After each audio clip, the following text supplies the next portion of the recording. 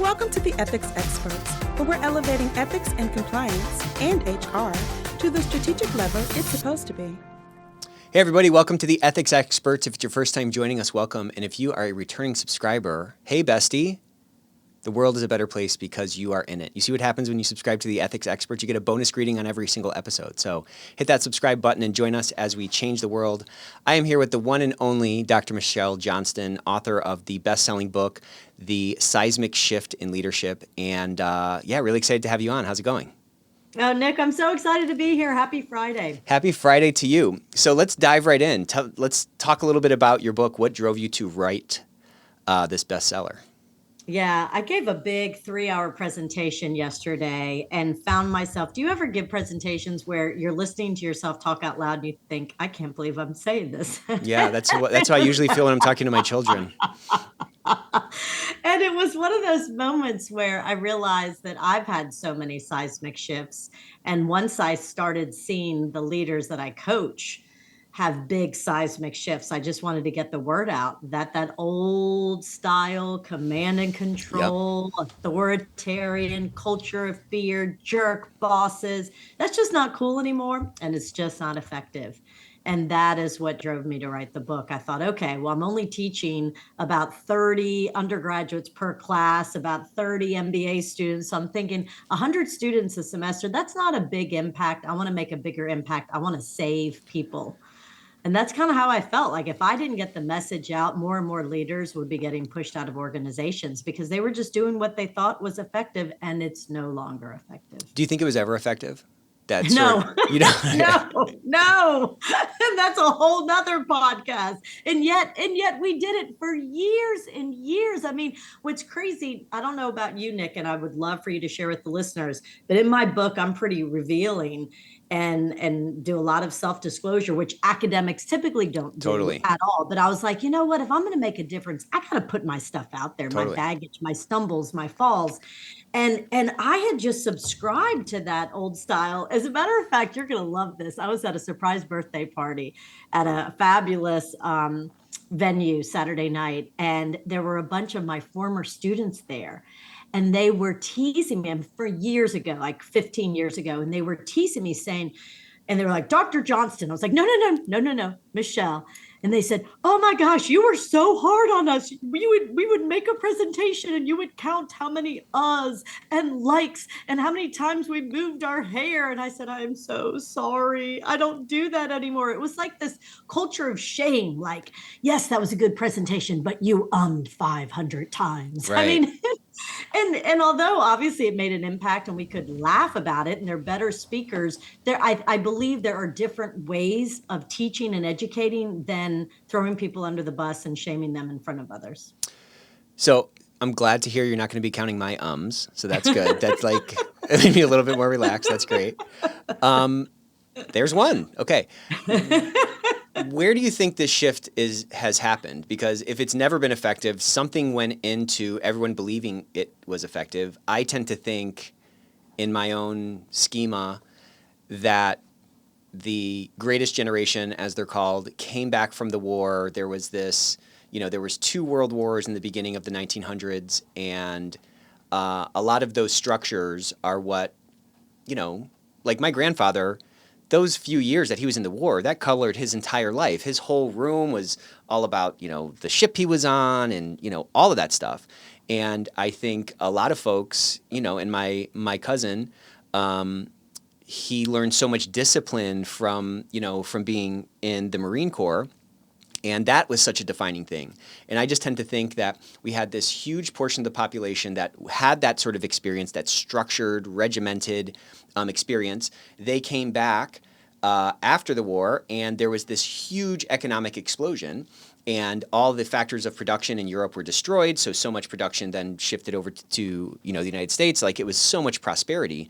And it seems only natural that, hey, I had this sort of, this worked in this military setting. Of course, I'm going to bring some of those things forward. And when you couple that with the old economy, as it were, which is all about manufacturing and, the hierarchies and so forth, it seems like that was just sort of a natural it seems like those structures that erected in our workplaces were just sort of the natural extension of those experiences.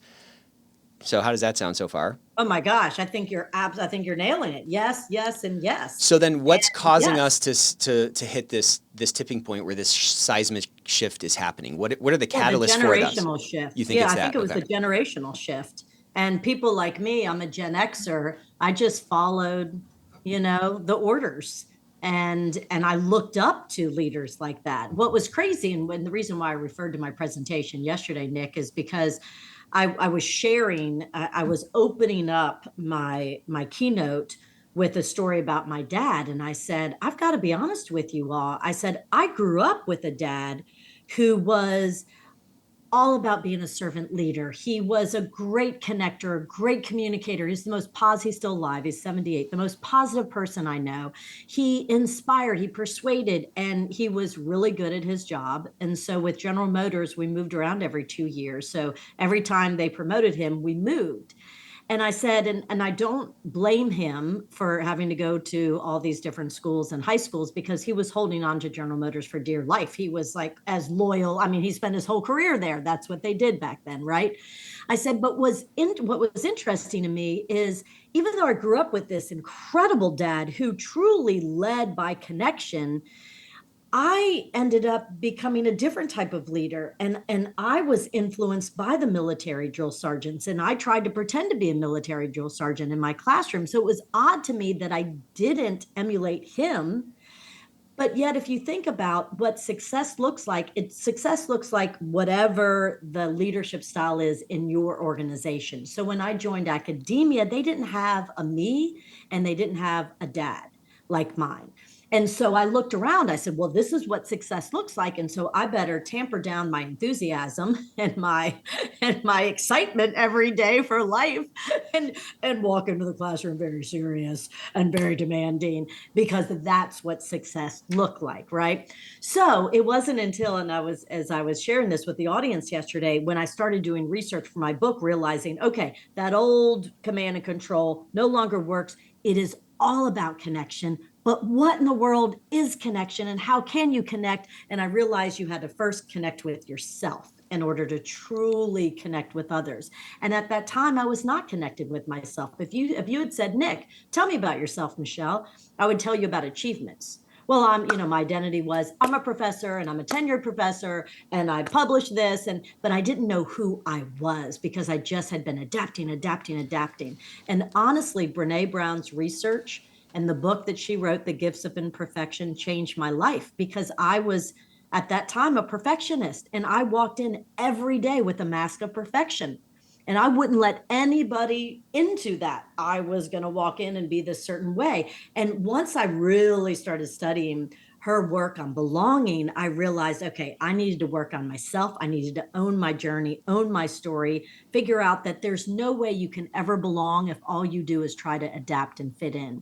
And that changed everything. And that is what started my research into true, meaningful connection. And I think, going back to the question you asked, what caused this, is there were kids sitting around the dinner table listening to their parents complain about what awful jerk bosses they had and what awful companies they had. And I think they woke up and said, I want something different. First of all, I'm not going to give my entire career to a company who doesn't care about me. Second of all, I'm not going to die of a heart attack. Third of all, I'm going to be healthy and happy and see my kids and not give all of my time to the office. I think they realized there's got to be a better way. So much in what you just said. As you were talking, I was just thinking about, well, how did these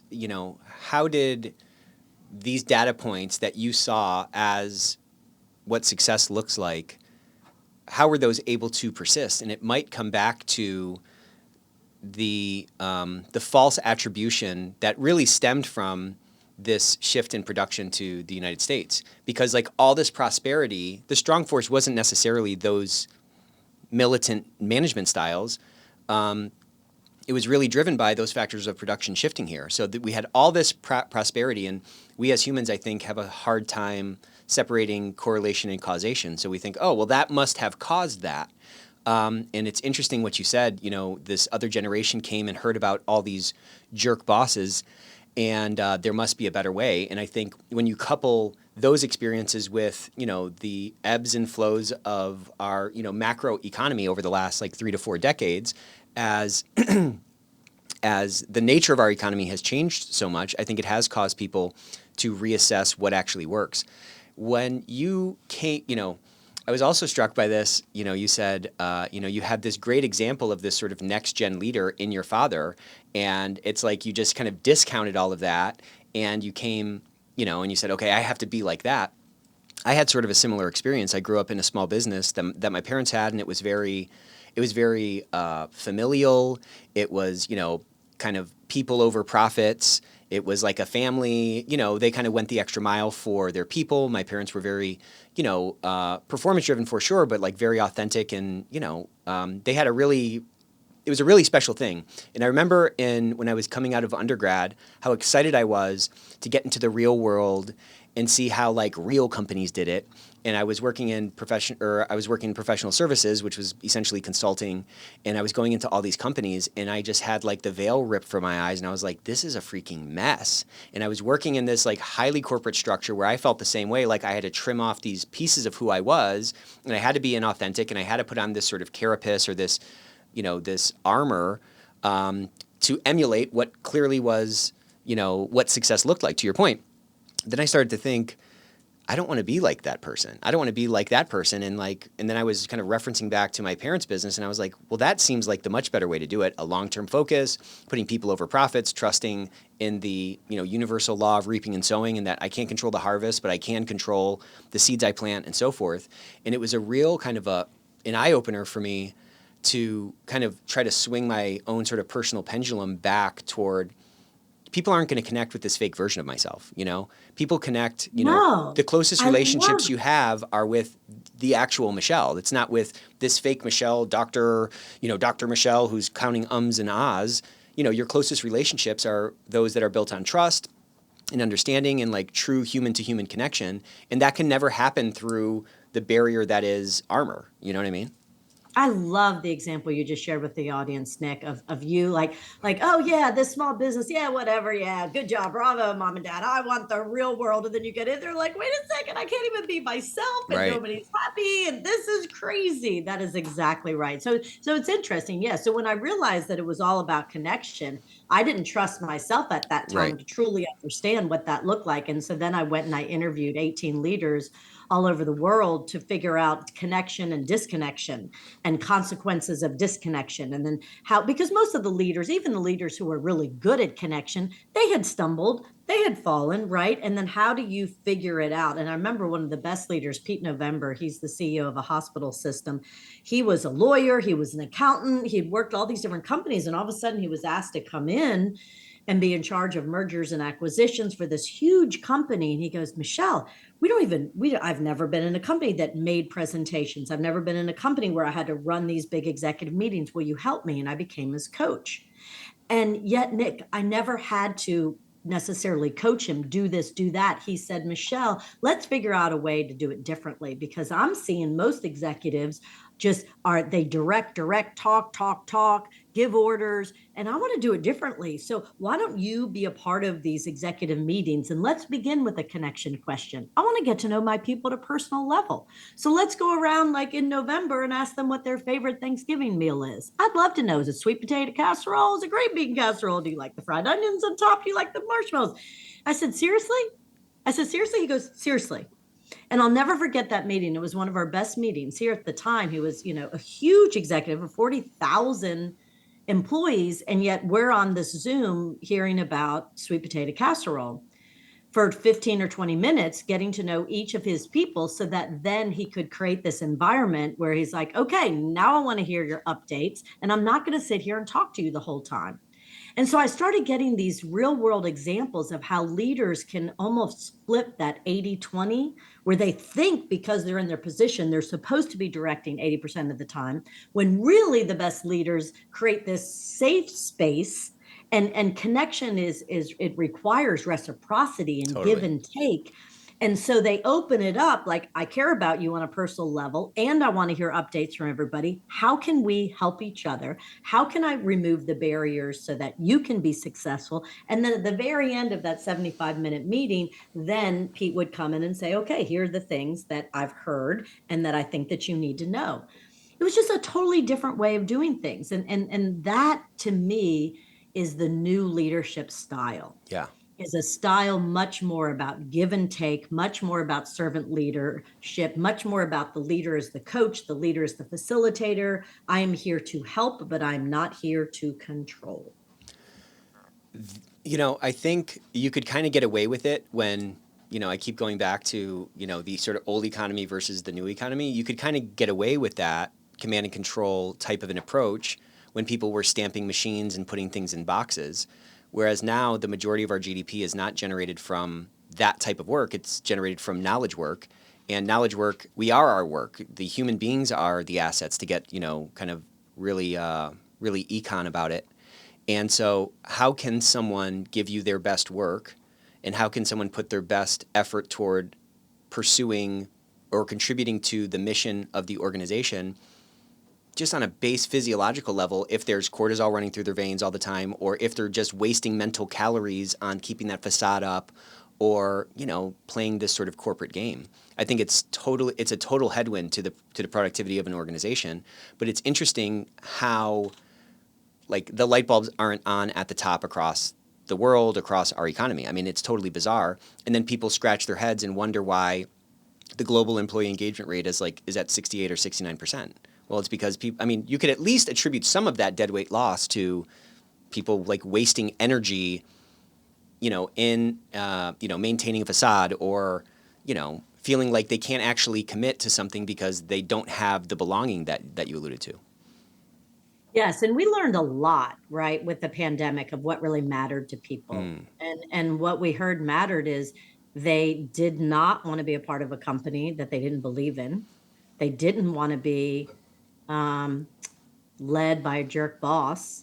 They wanted more. They wanted purpose. They wanted passion. They wanted meaning, but they also wanted to be seen, heard, valued, appreciated. And so that's when I realized that, to me, the definition of connection, and I came up with a quick little assessment for the leaders that I coach. And I sent it to their employees, their direct reports, and essentially is, does your leader see you, hear you, value your work, appreciate your work, respect you? And those 5 dimensions, that's what we want as humans. Right. And I'll never forget, I was working with Qualcomm during the pandemic. And so I'm in New Orleans, they're in San Diego. And anytime between the different variants, the chief marketing officer, Don McGuire, who was he's still there. He's one of the, I think, named by Forbes, one of the very best chief marketing officers. Great guy. He'd say, Michelle, fly out. Let's fly everybody in and let's work together on disruption. And I said, I appreciate that you're choosing me because I'm about connection. And so if you're going to get to the point of disruption, we got to first connect and really build cohesive teams and psychological safety and trust, because you hired so many people who have never even met all over the world. So let's bring them together, really spend some quality time. Give me a day of just working with them to build this safety net, and then we can disrupt. And I'll never forget, at the very end, and we did 3 different sessions, probably once a quarter. At the very end, my book had been just published and it was a bestseller, and he gave the book to everybody, and he and I did this fireside chat. And one of the leaders stood up and she said, I don't have a question. I just want to say thank you. And he's like, you're welcome. For what? And she said, I left a company during the pandemic and joined you all because not once, I lived by myself as a single woman, couldn't leave the house in lockdown. And I had a leader who I would talk to every day. And not once did he ever ask me, how are you? And she said, hallelujah, I'm here, and we're focusing on connection. So I think it just went back to the basics. We as humans need to be seen and heard and valued and respected and appreciated. So you also, so I need to figure out, and that's what I'm working on my next book, Nick. It's going to be Connection Drives Results. And I'm trying to figure out, how do you build a culture of connection? in order to drive results? What does that look like? What does that feel like? What does that sound like? What can leaders do? Because I think I made my case in my first book, The Seismic Shift in Leadership, that the old style is not working. We've got to focus on connection. And the second book has to give people a roadmap. Like, okay, here's what you do exactly. People need to know what to do. Right. So it sounds like you're asking me for some ideas for the book. I'm just kidding. Totally, because you're wicked smart, and I love hearing you talk. And please, we're recording this. Give me some ideas. What does a culture of connection look like? What would that look like to you? It sounds like your parents figured it out in their small business. Well, I think so. When me and my brother took over this company 7 years ago, we always, we moved around a lot growing up as well. And our family, I'm a first generation American, so I always felt very different. But so we're moving around, and our family was like this, I don't know, we were like this galvanized unit. Like our family culture was very unique. It was one that was all about performance for sure, but there was a lot of love, and we all felt accepted, and we felt a deep belonging. And from generation to generation, like me, my brother, my two sisters, our house was like a magnet, like all of our friends would want to come over and be there because it just felt so different. And when I got into private equity, I saw that the companies in our portfolio would kind of fall into two buckets. There were companies with good cultures and companies with like not so good cultures.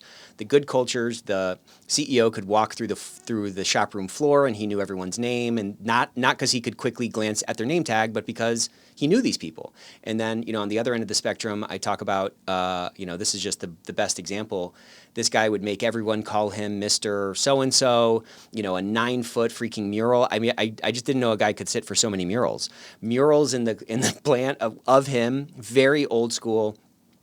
In that company, there was just no belonging. And for that company, as a matter of fact, private equity, you're buying companies and you're putting them together. And we bought this one company to combine it, and it was an ESOP. So it was an employee-owned company.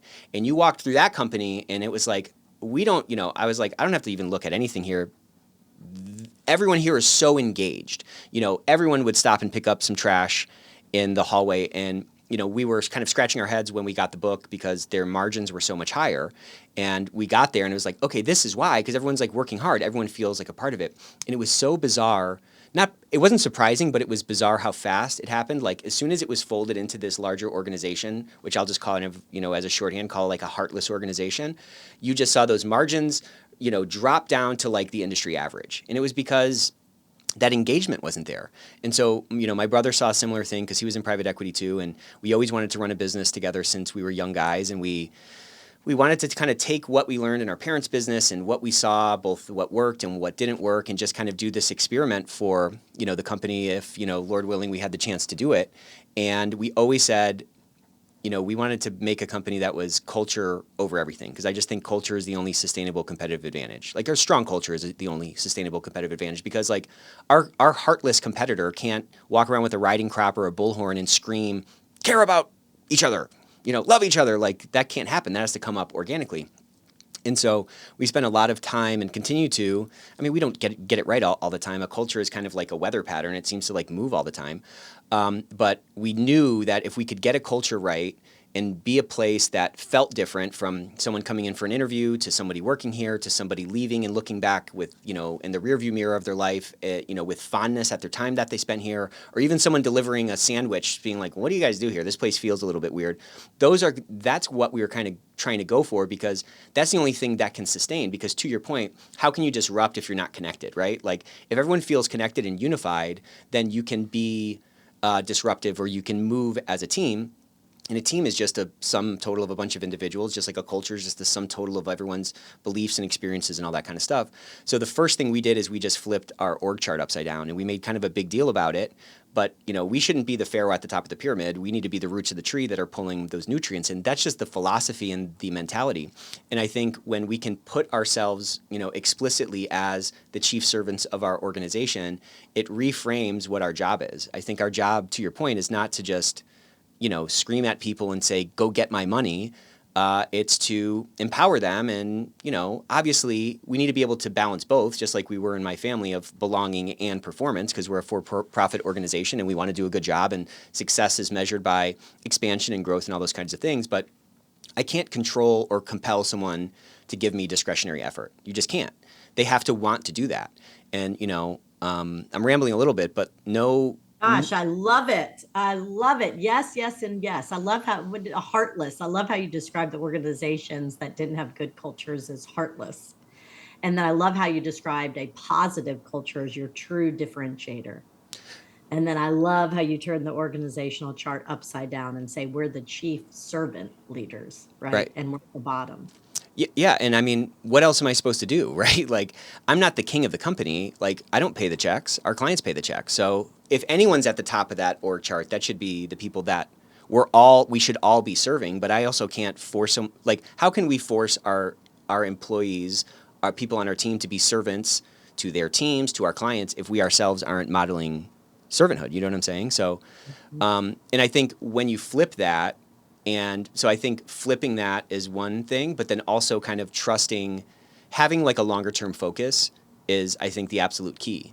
Because we live in this sort of short termism right now where it's like, the stereotype is the CEO who's like doing whatever they can to hit their quarterly numbers so that the Wall Street analysts don't downgrade the stock and everyone's stock options go down. And what I've found is that the best companies, the best CEOs are ones that prioritize this kind of stuff that you and I are talking about.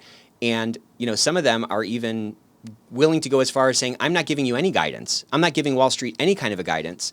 And I'm not going to tell you what our numbers are going to be because I don't even know how my afternoon is going to go. You want me to tell you how the quarter is going to go across, hundreds and hundreds of people and stuff like that? So I think being able to let go a little bit of, white knuckling the steering wheel and again, trusting that sort of universal law of reaping and sowing and knowing, okay, if I can put good people in place here and give them the tools to succeed, the harvest will come. It might not come when you think. It's not going to come on a straight line. Like nothing grows on a straight line, but letting go a little bit of that short-termism, trusting sort of the process, trusting sort of how the world works a little bit and being willing to like become more of a servant, it just opens up so much more time for that connection, right? I couldn't agree with you more, Nick. And what's frustrating to me as an author and a coach and a professor who's a little obsessed with this is how many leaders I hear from. They're like, oh, I said, well, how's your culture? Oh, I've got a culture committee. They're in charge of that. They do a couple happy hours. Great. Like, okay, that's the shift that we need. Right. That's the shift, that it can't be just a committee doing a happy hour. Culture has to come from the top. It's got to be everybody connected and doing it together because it matters. As humans, we matter. Culture is everything. So what I'm trying to do is help people, like I said, create cultures of connection at every level. And again, it goes back to spending a lot of time with yourself and reflecting on your childhood and your leadership and what you want and your purpose and your passion so that you can show up authentically. You can show up really connected to yourself so that other people trust you and they know that you're real. And then and only then can you connect with your team and build that psychological safety. And then you can connect everybody towards that vision and towards that mission. So I believe it is at that 3 levels. And then I guess what I need to do in my next book, which I didn't do in my first book, is talk about connection with community. Mm-hmm. I mean, it goes so much beyond just the individual, the team, and the company you work for. Let's connect. Like, again, another lesson from the pandemic. We need each other. Mm-hmm. And the people who are still at home saying, I don't ever want to go to an office again, that they're struggling too, because then they're like, but I miss people. We miss each other, right? This is hard. And so we've got to figure out how communities can create cultures of connection as well. Yeah, I think you're right, though. I think it starts, though, on the individual level. Like, we have to be connectable pieces in the puzzle. And if we're guarded, I mean, I've worked in places where it's like you walk in the room and you better find a wall because you're going to get knifed in the back if you don't. You know what I'm saying? Isn't that horrible? Well, it's brutal, but it's also not that uncommon, And a friend of mine, Ellen, talks about this concept of ethical refugees because, such a huge proportion of people during the Great Resignation changed jobs because of exactly what you said, because they didn't believe in the values of the organization, right?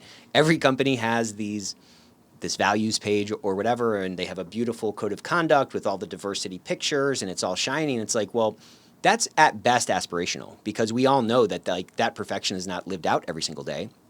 And I think people have a lot of grace for an organization that's like authentically trying to close that gap, but they have like no grace at all and no patience, to your point, because we're not staying in an organization for our whole lives anymore. Labor mobility is so high. They have no patience for someone that's kind of inauthentically touting this thing. And so they're like, screw it, I'm going to leave. And that jadedness, I think all of us have experienced it at some level, or at least seen somebody close to us get chewed up and spit out by a company. And I just don't think people they don't have any patience for it. So I'm just saying that there's a huge opportunity, I think, for leaders to, like after like I don't know, like a fire or something, or like a natural disaster, people are like wrapped in those they look like foil blankets. Yeah.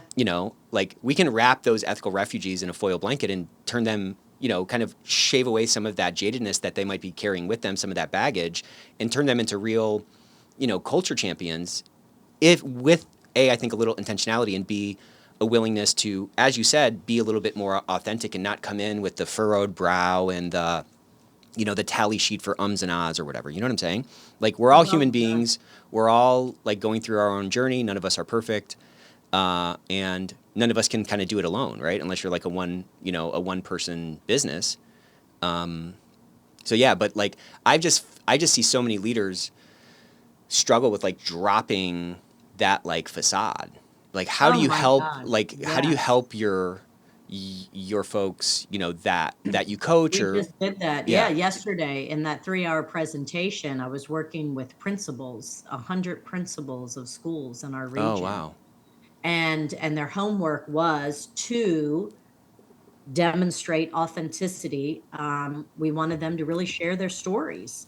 And so many of them had shared the examples of, well, people expect us as principals to be perfect just by the title.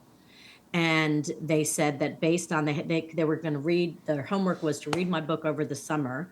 And then I'm working with them each quarter. And so their homework was to go in with their people and share their story. And they said it was life-changing because so many of them were divorced and dealing with, sick parents and big challenges. And by just them sharing their story, it made them real. They were humans.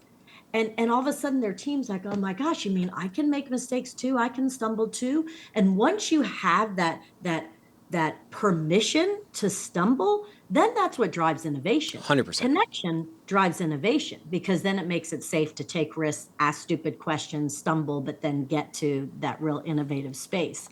And so I was just moved yesterday, Nick, by the stories by men and women who said, I felt for years I had to be perfect. People had to see me as perfect. And I didn't realize then I was placing that pressure on my people to be perfect. And I had inadvertently created a culture of fear. Right. And that is not, and what's interesting too, what they said, which has to do with our conversation is so many parents in the old days wanted those tough, strict schools. And now the kids have much more power saying, I want to go to a place where I belong and it's fun and the principals put on costumes and learning is fun and we're part of a team and a tribe. And it's totally different in schools now. Totally. And now the principals are having to change. Like, okay, I need to be a real person and I need to be able to laugh and I need to be able to create an environment that is fun and challenging. This is all, I mean, again, there are so many seismic shifts happening in so many different industries at so many different levels. I just find it an exciting time. Hallelujah. Yeah, hallelujah is right. It's not only like a more fun way to like work, it's also, I mean, it's such a hack as well. Like it's such a powerful hack. So you get kind of the best of both worlds. And as you were talking, I was thinking about this principal who's maybe had a divorce or these other struggles, who has to kind of keep this facade up, and how powerful it is to drop it. And this happens for me. It's happened dozens of times at this point, where like there's some public figure that I'm like, I hate that person's music, or I hate that actor. And then I like watch a documentary about him. Yeah. And then I just love him. Cause I'm like, oh, it's just like a person, it's like, oh, yeah. I see that. And then I've had this like weird connection with them because I've seen past this like public persona or this facade. So like, how can we do that documentary type of like hack as leaders to have people see us as humans? Because I mean, it just takes so much effort to put that facade up all the time, and it's absolutely insane. And I mean, at some level, you could argue it's like not even ethical because in order for that facade to be real, it implies that like there's sort of a flawlessness that none of us have. You know what I'm saying? Like we're all fallible people. And I thought about that today when I was kind of thinking about being on your podcast and having the ethical theme. I thought that same exact kind of the if you show up as fake every day, then that is not really ethical. it isn't. It's not. So I never thought of it until I was on your podcast, that to be an authentic leader is to be an ethical leader. Yeah, and I don't know. I mean, there's something so profound in what you just said, and it's totally overlooked. But again, it comes back to like, are you going to be others focused or are you going to be self focused? And if you, I learned about this interesting like trust equation, and the trust equation is a fraction, and in the numerator is things like credibility, reliability, and like intimacy or authenticity, right? So you want those to go higher if you're going to build trust. But there's one thing in the denominator, and that is a self-focus. So obviously, if the number in the denominator in any fraction, if the number in the denominator increases, the output drops a lot, right? So like, if you're focused on yourself all the time, that is the biggest trust killer. Even if you're credible, even if you're reliable, even if you have this, whatever you want to call authenticity. And so, literally, the most ethical thing you can do is to create a culture of, this is kind of my thing. Like the most ethical thing that we as leaders can do is to build a culture of, an ethical culture of like authentic integrity, which is only possible, because the foundation of that must be trust, by focusing outward on other people. And when you're focusing on other people, it's like you have less time to think about yourself, that you have less time to like protect yourself, to keep those guards up and so forth. And then you're more prone to, inadvertently increase that authenticity to share what you fear and what you struggle with and all those other things, which allows us to connect a lot more. We do this thing that I think you might like. I'll just tell you really quickly. When anyone comes into the company, we do what's called day zero. So instead of day one, sometimes we miss it by a day or two, but the idea is your first day in the company, we all get into a room, me and my brother and whoever is joining that class. And before you're filling out forms and doing your compliance training and stuff like that, we talk about our culture, we talk about our organization, and we spend time like telling our personal stories. And like, it is like one of my favorite things. I get chills just thinking about it because sometimes people are sharing things. The whole room is, we had one where the whole room is crying, everyone's sharing these things that they have never shared at work before. And it really like humanizes us all. And again, it forces us to like incorporate corporately some kind of a connection, like ritual before people start doing what their actual job is. And if we can help make that connection and then show how each of our roles fit into this broader story and our vision and so forth. Like we've had a lot of success with it. It takes a lot of time for sure, but it's something that's so, so powerful that, I don't know, I love it. I would just like recommend that to anybody, Bravo, Nick. That is absolutely one of the elements of how you create a culture of connection. You sit down in a team and you share your story. You own it and you have to actually think about it. And what is a significant life event that impacted how you lead? That's what I do. That's what I have them think about, and then share it. And that is how you build a cohesive team. And all of a sudden you trust it. Once you know somebody's story, there's very little room for judgment. But if you don't know somebody's story, then you're a human and you're going to assume, unfortunately, negatively, if given the chance. So if you show up and you never share anything about your personal life and you just make it all business, but then you mess up and nobody knows anything about you and where you came and your story, then they're going to assume the worst, right? So don't give them that opportunity. Don't give anybody the opportunity to make up your own story. You've got to own your story and share it. However, I also tell people you need to do it like in an environment that you create. This is day zero. Welcome to the company. And I want you to know who we are and I want to know who you are. You need to do it in a safe space. It's not something like when I do this exercise with every single class that I teach. The first week of class, I don't even give them an opportunity like you to get to know each other. I'm like, no, we're going to share each other's stories. We're going to create a cohesive team immediately because then that ends up making better conversations and discussions, and the learning is more powerful. Let's create that environment in the classroom where we can trust one another. And so many people are like, wait, is this an elevator speech? No, no, no, no, no. Yeah. No, this is not something you go and share at all. This is how to build a team. It's very Totally. different than how to sell yourself, right? Yeah, and then when you see that, it forces everyone to we talk about diversity and inclusion and all these different concepts, but it forces everyone to see, to your point, the three dimensionality of us. Like it's so easy to just, especially in like a remote environment, like it's easy to just be like, oh, that's just like a two-dimensional thing. This person I'm speaking to, but people have a life, they have their own struggles, they have family issues, they have all these things that, they have baggage that they've that they're carrying around. And what I found is like when people get really like authentic and raw in those conversations, you definitely see them. You definitely see what what they've overcome, and it ends up turning into this like super inspirational thing because like anyone who's alive is still standing, right? And like life isn't easy for anybody. You've overcome so many things, and it's it just like forces us to like connect on the base level thing, which I think is our humanity. Totally. And as individuals, we tend to think that we're the ones who, oh my gosh, my childhood was so hard. Or, I've had such a difficult life. And then all of a sudden, when you do an exercise, you realize everybody's had it. Life is hard. Totally. We've all had big time struggles. And the more you hear about it, right? That's why social media is really having, it's a tough thing for our kids because they only see the best.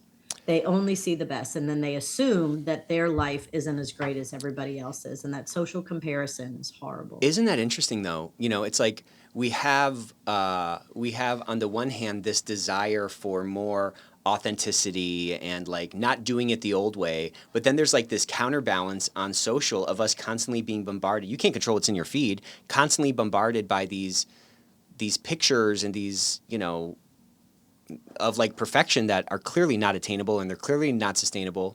I was talking to my friend and he was like, anytime you see somebody on Instagram that's like, they got a good pump, they're in good lighting, I'm saying like, they don't typically actually look like that, but you can't process that in the instant that you see it. So it's an interesting kind of like, it's like this countervailing force that's in our world that's maybe preventing the seismic shift from happening like faster than it could or something. I don't know. Well said. Well said. I love listening to your brain. Wow, that's so sweet. I love it. It's really awesome. It sounds like you've created an excellent environment, and it sounds like you know how to create a culture of connection. So I just want to say thank you. Well, thank you for saying that. I don't know if we know how to do it. I think we try to do it, but that's all I think you can do. You can just keep trying to whittle it down and push it forward. Let me ask you, what your path was to writing the book. I'd love to just hear kind of, your story and how did the coaching fit into it, and when did you have the idea to say, okay, I have to write this book? What was that process like? And I'd love to hear, what a win to get that bestseller status. I mean, that's phenomenal. What a great confirmation of this dream you had. At some point, this just existed in your mind, and now it's out and it's on people's bookshelves and stuff like that. Yeah, it's super cool. So I think I started getting tired of seeing leaders get pushed out of organizations who might be perceived as jerk bosses, but they were just doing what they thought was effective and what their boss did. And I had great empathy for that. And oftentimes I was trying to coach them, and yet I couldn't save them. It was almost too late, right? The trust had been broken. They were perfectionists, and they were demanding perfection from their people, and they were shaming them on Zoom calls if they had an Excel cell that was incorrect. Yeah. And people were coming to me saying this is affecting my physical health. And I mean, I was just seeing it all transpire and wanting to help. So that's what drove me to write the book, that's not working anymore. We have to figure out a new way to lead in order to motivate and inspire people. And then I was so inspired once I started really interviewing all these phenomenal leaders and learning about connection and disconnection. And what's interesting about me as an author is I had a graduate assistant, Christina Jackson, who ended up writing the afterword of the book. And it's some of the best writing in the book. She's brilliant. And she was an MBA student at the time of mine. And I would meet with her once a week. So you asked the process. I'd meet with her once a week, and I would just talk, and she'd type, and I'd say, here's what I'm seeing. Bop, bop, bop, bop, bop. Here's what I'm seeing. This is working. This isn't working. And then this, and she would just type it out. And then I would look at it, and I'd say, okay, And then Cool. we'd look at all the interviews and we'd come out with the themes. I mean, it was a really interesting. So it was not me alone Totally. typing on my computer at all. It was a real interactive process and a more of an oral process and her transcribe. It was super cool. It took years. So the book was about to go off to the publisher in March of 2020. So here I had written a book on connection, and all of a sudden the government told all of us to stay at home. And so we had a worldwide order to be disconnected. And I Yeah. called my publisher and I said, I cannot publish a book on connection when none of us can connect right now. Let's figure out how to connect in disconnected time. So the publisher gave me, I didn't know it would be 2 years. I said, give me time to go back. And it took 2 years to go back and interview all of those leaders again and say, okay, now the world has changed. How do we connect in a disconnected world? So the reason why I think it was a bestseller is two reasons. I held on to that and I didn't publish it until we were coming out of the pandemic. Number one, timing. Yeah. Smart. And number two, a book on connection when we're all coming out thinking, oh my gosh, I didn't realize how important connection was. I can't go back to just focusing on widgets and results every day of my life. We have to show up as full humans. And we have to see each other as full humans, and we have to appreciate each other as full humans. So I think the message of connection and the timing were pretty cool. Yeah, that process sounds really cool. It sounds really organic, and how lucky to have that sort of longitudinal experience with these leaders. Tell us a little, like, what did you find, right? You talked to them before the pandemic, and they had all these ideas on connection, and then you talked to them kind of in the midst of it or right as you were kind of ending it. What through line did you see with those folks? What was surprising and what was, I don't know, in retrospect, maybe like obvious? Yeah, you had mentioned a crisis earlier in that jacket, that blanket that people wear. One of the things I found from the leaders is they kept saying this crisis is actually bringing out the best in our people because we Mm, have one priority, we have one purpose, and we belong together.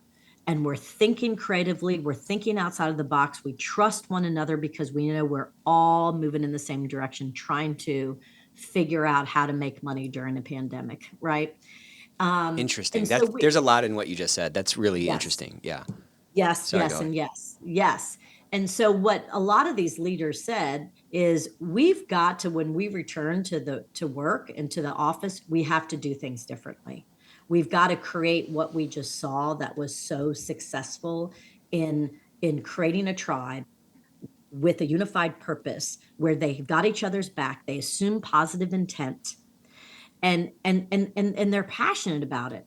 And so Juan Martin, who's the global president of Kind Bars, Oh KIND, the yeah. Kind Bars, I spent a lot of time with him on interviews when he got stuck in Madrid. His house was in New York City, two small children and a wife, and yet during the lockdown, he's from Spain, so he got stuck in his apartment in Madrid. And I remember just interviewing him again and again, and he had this tiny little office that didn't even have a door and two toddlers running around and a wife, and he's trying to run this global company. Wow. And it was just fascinating. He said, so the two things I learned from Juan, he said, first of all, I'm trying to not just through Kind Bars and how we treat ourselves, I want us to inhale and ingest healthy food. That's why we make Kind Bars, but I want us to be kind to each other. So I'm actually evaluated by the president of Mars on how many acts of kindness each year. I said, how many acts of kindness, Juan? He goes, 250 million.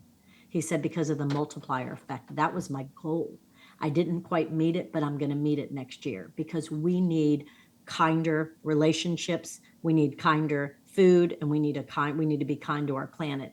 I love that holistic philosophy, and to me connection and kindness are very related. The second thing that I learned from Juan is I interviewed him after he got back to New York and they reopened the office, and people were still, his employees were still telling him, I want to work at home on Mondays and Fridays, but I'll come in Tuesdays, Wednesdays, and Thursdays. So they redid the entire office to make it collaborative.